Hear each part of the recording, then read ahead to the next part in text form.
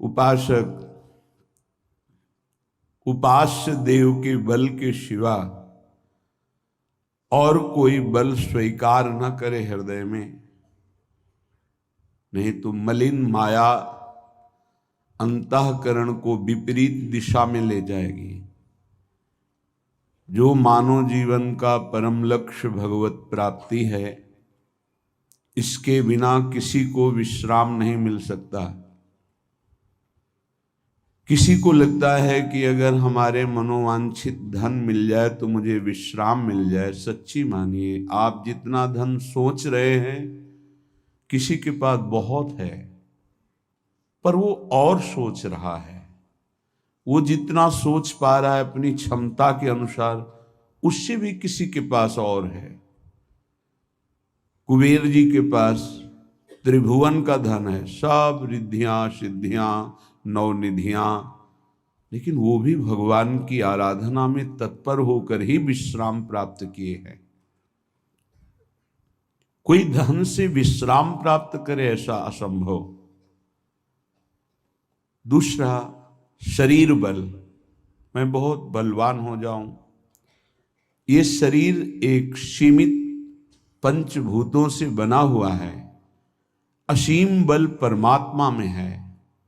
जब तक हम परमात्मा बल का आश्रय नहीं लेते तो सीमित बल, मायाकृत बल, ये विकारों में ले जाएगा, निर्विकारता की तरफ नहीं। अभिमान, काम, क्रोध आदि की वृत्तियों में ये हमारे बल का नाश कर देगा। तो शरीर बल भी टिकाऊ नहीं।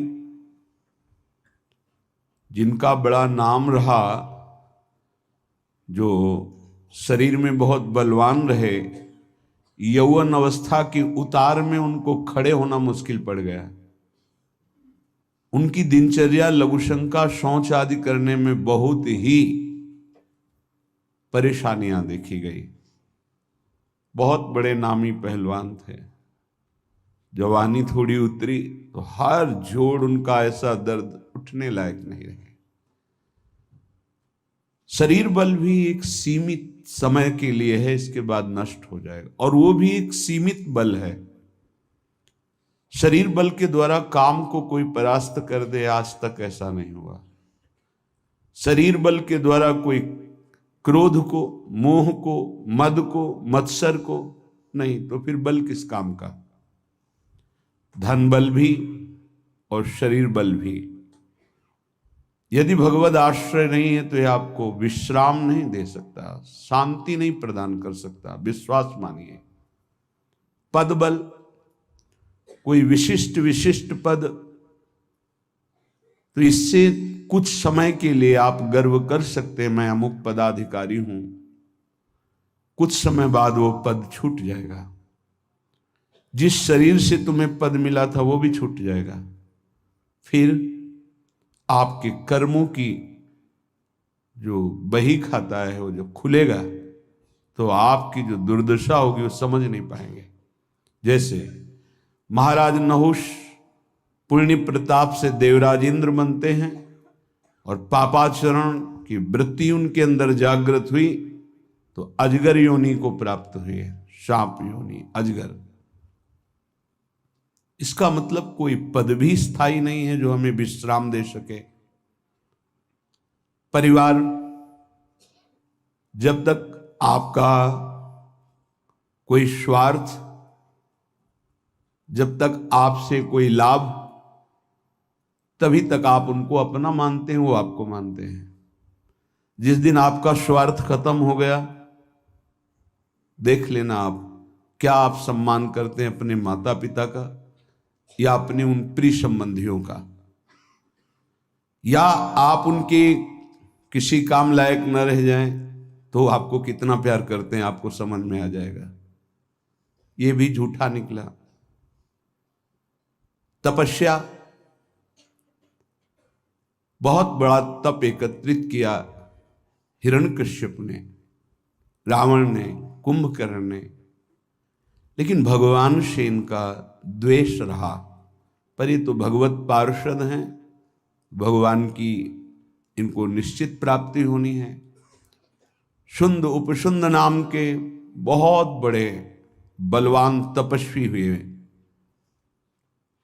तिलोत्तमा अप्सरा के आकर्षण में परस्पर दोनों मारे गए। किस काम की तपस्या? तप का फल होता है भगवान को प्रसन्न करके संसार को सुख पहुंचाना अपने तप के द्वारा, लेकिन भगवान से विरोध करके दूसरों को दुख पहुंचाना, ये तप भी बल नहीं हुआ। और आज तपस्या कौन कर सकता है? कोई बिरला ही कोई वास्तविक जिसे तप कहते हैं वो कर सकता है। तप इंद्रिय और मन को अपने सच्चिदानंद लक्ष्य में रोक करके उनको किसी भी तरह विषयों का संयोग ना होने देना, इसे तपस्या कहते हैं।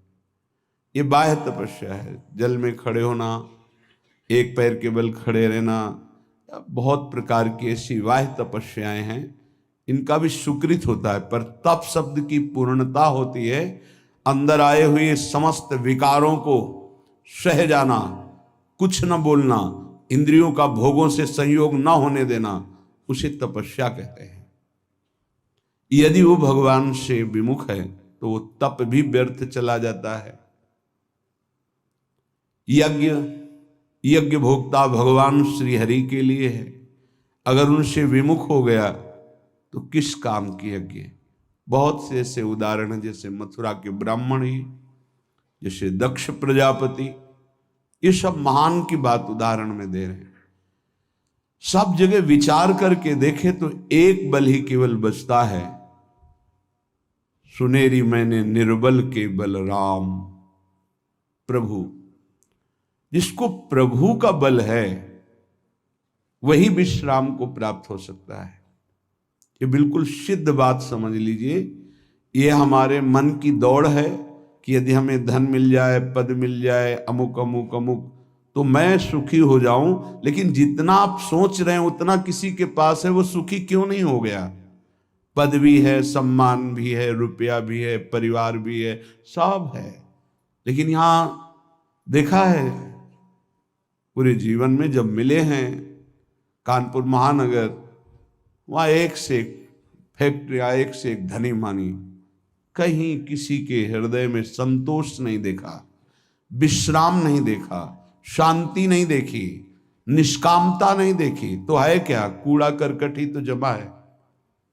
इसलिए सबसे प्रार्थना है, ये जो मन की बार बार मांगे हैं, जब तक भगवान का आश्रय भजन नहीं होगा, ये नहीं रुकने वाली, नहीं रुकने वाली। कल एक प्रश्न कर रहे थे, ओवर थिंकिंग कैसे हमारी रुके? रुपया से रुक जाएगी? एक की चाह करोगे, लाखों की चाह बढ़ेगी, लाखों की चाह करोगे, करोड़ों की चाह, करोड़ों की पूर्ति, तो अरबों की चाह, ऐसे प्रत्येक भोग की चाह करके देख लो, अंदर से देख लो किसको विश्राम प्राप्त है। ये मन एक भूत जैसा है। किसी ने एक भूत को सिद्ध किया, भूत ने कहा हम तुम्हारा काम प्रत्येक करेंगे, पर हर समय मुझे काम में लगाना होगा, अमुक काम करो। बहुत तीव्रता से, शीघ्रता से वो कार्य कर देता है। और बताओ, वो तो परेशान हो गए। अगर काम नहीं बताओगे तो उठा के पटक देंगे तुम्हें। वो गुरुजी के पास गए और कहा, प्रभु हमने तो सुख के लिए भूत को सिद्ध किया था, ये तो दुख का कारण बन गया। ये कहता है हर समय काम बताओ, नहीं तो मार देंगे तुम्हें। तो उन्होंने कहा ऐसा करो, एक लकड़ी का खंबा गाड़ दो और उसे बोलो इसमें चढ़ते उतरते रहो, जब हमें काम होगा हम बोल देंगे तुम्हारे लिए यही काम है। समझ पाए? ये भूत मन है। इसे खाली रखोगे उठा के पटक देगा ओवर थिंकिंग में, कल्पनात्मक भोगों में, कल्पनात्मक भय में, चिंता में, ये पटक देगा। अगर इससे बचना है, इसकी पटकन से, तो जैसे गुरु ने बताया लकड़ी का खंभा गाड़ दो, ऐसे ही नाम का खंभा गाड़ दो। राधा, चल चढ़ उतर, राधा राधा राधा राधा, परम विश्राम मिल जाएगा, परम बलवान हो जाओगे। परम शांति मिल जाएगी। हमारी प्रार्थना मान लीजिए, ये बिल्कुल सत्य बात कह रहे हैं। जब तक आप नाम जप नहीं करेंगे तो आप अपने मन को विश्राम नहीं दे पाएंगे। और आप सब कुछ कर रहे हैं मन के सुख के लिए, मन की शांति के लिए, पर जिस मार्ग में चल रहे हैं दुखालयम अशाश्वतम, कैसे आपको इस नाशवान भोगों में शांति मिल सकती है? नहीं, विश्वास कीजिए, बहुत प्रीति से कह रहा हूं, बहुत अनुभव की संतों की बात कह रहा हूं। यदि भगवान का आश्रय लेकर नाम जप नहीं किया तो तुम्हारा किया कराया सब मिट्टी है। परिणाम में तुम्हारे हाथ केवल शुभ अशुभ कर्म लगेंगे, पाप पुण्य, जिनके कारण हम नाना प्रकार की योनियों में जन्म मरण जैसे भयानक दुखों को भोगते चले आ रहे हैं। इसलिए भगवत चरणारविंद में परम सुख है, विश्राम है, शांति है, और वहीं हमें जाना है। भटक लो जितना भटकना है, लौट के तो यहीं आना है। ये भ्रम ऐसा बैठ गया है बड़े बड़ों के हृदय में कि धन से सुख है। बहुत विचित्रता माया की, ये सबके दिमाग में बैठ गया है। कोई बिरला ऐसा है कि इसकी इस पकड़ से बाहर हो, नहीं तो सबके दिमाग में बैठा है। गृहस्थ हो, विरक्त हो, बूढ़ा हो, जवान हो, सबके दिमाग में माया ने बैठा दिया, धन के द्वारा ही सुखी होगे। देख लो, बिल्कुल विश्वास मानिए, ये वो माया की चाल है जो आपके समय को, आपके चिंतन को, आपके आश्रय को नष्ट करके आपकी दुर्गति करवाएगी। अभी आपको पता नहीं चल रहा। जैसे बड़े बुजुर्ग, एक बहुत बड़ा विशाल पेड़ था, उस पर 20 हंस रहते थे। उनमें एक बहुत सयाना हंस था, बुद्धिमान और बहुत दूरदर्शी भी था। सब उसका आदर करते, ताऊ कहकर बुलाते थे। एक दिन उसने एक नन्ही सी बेल को पत्ते के तने पर बहुत नीचे लिपटा पाया। ताऊ ने दूसरे हंस को बुलाकर कहा, देखो, इस बेल को नष्ट कर दो, एक दिन यह बेल हम सबको मौत के मुंह में ले जा सकती है। एक युवक हंस हंसते हुए बोला, ताऊ, यह छोटी सी बेल हमें कैसे मौत के मुंह में ले जा सकती है? सयाने हंस को समझाते हुए उस बुजुर्ग आदमी ने कहा, आज यह तुम्हें छोटी सी लग रही है, धीरे धीरे यह पेड़ के सारे तने को लपेटकर मारकर ऊपर चढ़ आएगी। फिर बेल का तना मोटा होने लगेगा और पेड़ से चिपक जाएगा। तब नीचे से ऊपर तक पेड़ पर चढ़ने के लिए सीढ़ी बन जाएगी। कोई भी शिकारी सीढ़ी के सहारे चढ़कर हम सब तक पहुंच जाएगा और हम मारे जाएंगे। दूसरे हंस को यकीन नहीं आया, एक छोटी सी बेल कैसे सीढ़ी बन जाएगी? तीसरा हंस बोला, ताऊ, तू तो एक छोटी सी बेल को खींचकर ज्यादा ही लंबा कर रहा है। एक हंस बड़बड़ाया, यह ताऊ अपनी अक्ल का रौब डालने के लिए अंट-संट कहानी बना रहा है। इस प्रकार किसी दूसरे हंस ने ताऊ की बात को गंभीरता से नहीं लिया। इतनी दूर तक देख पाने की उनमें अक्ल कहाँ थी। समय बीतता रहा, बेल लिपटते लिपटते ऊपर शाखाओं तक पहुँचने लगी और अंत में पहुँच गई। बेल का तना मोटा होना शुरू हुआ और सचमुच ही पेड़ के तने पर सीढ़ी बन गई, जिस पर आसानी से चढ़ा जा सकता था। सबको ताऊ की बात की सच्चाई सामने नजर आने लगी, पर अब कुछ नहीं किया जा सकता था, क्योंकि बेल इतनी मजबूत हो गई थी कि उसे नष्ट करना हंसों की बस की बात नहीं थी। एक दिन जब सब हंस दाना चुभने बाहर गए हुए थे, तब एक बहेलिया उधर आ निकला। पेड़ पर बनी सीढ़ी को देखते ही उसने पेड़ पर चढ़कर जाल बिछाया और चला गया। सांझ को सारे हंस लौट आए और जब पेड़ पर उतरे तो बहेलिए के जाल में बुरी तरह फंस गए।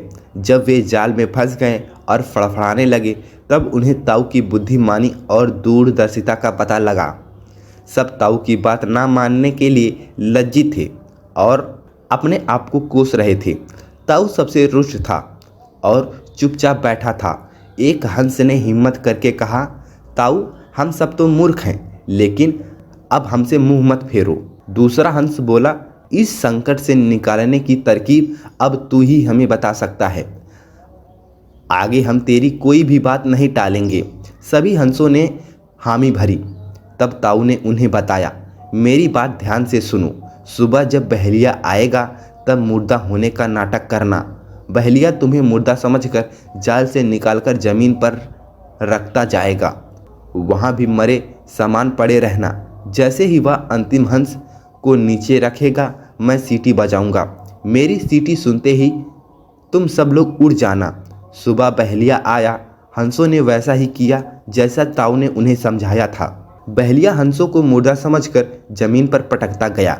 सीटी की आवाज़ के साथ ही सारे हंस उड़ गए। बहेलिया अवाक होकर देखता रहा। वशिष्ठ जन घर की धरोहर है। वे हमारे संरक्षक एवं मार्गदर्शक हैं। जिस तरह आंगन में पीपल का वृक्ष फल नहीं देता परंतु छाया अवश्य देता है, उसी प्रकार हमारे घर के बुजुर्ग हमें भले ही आर्थिक रूप से सहयोग नहीं कर पाते परंतु उनसे हमें संस्कार एवं उनके अनुभव से कई बातें सीखने को मिलती हैं। बड़े बुजुर्ग परिवार की शान है। वो कोई कूड़ा करकट नहीं है जिसे कि परिवार से बाहर निकालकर फेंक दिया जाए। अपने प्यार से रिश्तों को सींचने वाले इन बुजुर्गों को भी बच्चों से प्यार व सम्मान चाहिए, अपमान व तिरस्कार नहीं। अपने बच्चों की खातिर अपना जीवन दांव पर लगा चुके इन बुजुर्ग को अब अपनों के प्यार की ज़रूरत है। यदि हम इन्हें सम्मान व अपने परिवार में स्थान देंगे तो लाभान्वित ही होंगे। ऐसा ना करने पर हम अपने हाथों अपने बच्चों को उस प्यार, संस्कार, आशीर्वाद या स्पर्श से वंचित कर रहे हैं जो उनकी ज़िंदगी को संवार सकता है। याद रखिए, किराए से भले ही प्यार मिल सकता है परंतु संस्कार, आशीर्वाद व दुआएं नहीं। यह सब तो हमें माँ बाप से ही मिलती है। धन्यवाद।